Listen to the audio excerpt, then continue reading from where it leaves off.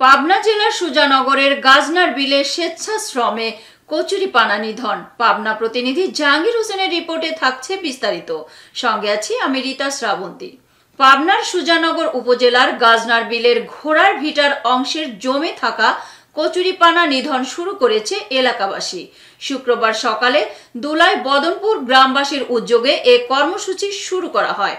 অর্ধশত মানুষের সহযোগিতায় কচুরিপানা নিধনে মেশিন দিয়ে বিষ প্রয়োগ করা হয়। উদ্যোক্তা আনিসুজ্জামান খান লিটন জানান, বিলের কচুরি নিধন খুব ব্যয়বহুল, শ্রমিক ও বিষ বাবদ খরচ হয় অনেক টাকা। আমরা এলাকাবাসীর সামর্থ্য অনুযায়ী এ কাজে অর্থ সহায়তা করেছি। আজ শুক্রবার থেকে কচুরি নিধন শুরু করতে পেরেছি। সরকারিভাবে যাতে সাহায্য সহযোগিতা এই কচুরি নিধনের জন্য আমি আবেদন রাখছি।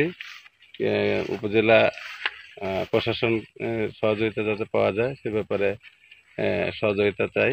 এলাকাবাসী নজরুল ইসলাম বাদশাহ খান, খাজা মহিতুর মাস্টার, ওমর আলী মেম্বার ও হারুনার রশিদ জানান, প্রতি বছর বর্ষা মৌসুমে জমে থাকা কচুরিপানা সারা বিলে ছড়িয়ে পড়ে।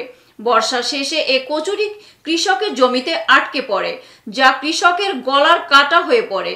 ফসল উৎপাদনের জন্য 1 বিঘা জমি পরিষ্কার করতে 8 থেকে 9 হাজার টাকা খরচ করতে হয়, যা কৃষকদের জন্য অতিরিক্ত বাড়তি খরচ।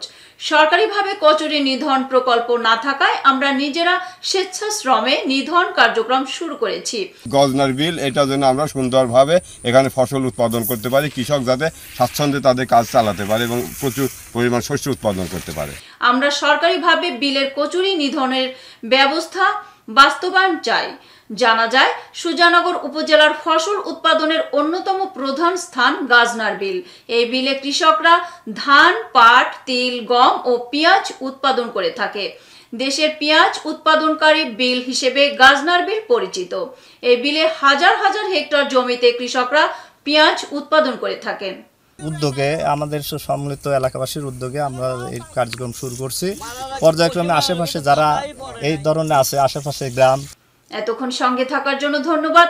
i1 টিভি নিয়মিত আপডেট পেতে ভিজিট করুন আমাদের ওয়েবসাইট, ফেসবুক, ইনস্টাগ্রাম ও ইউটিউব চ্যানেলে।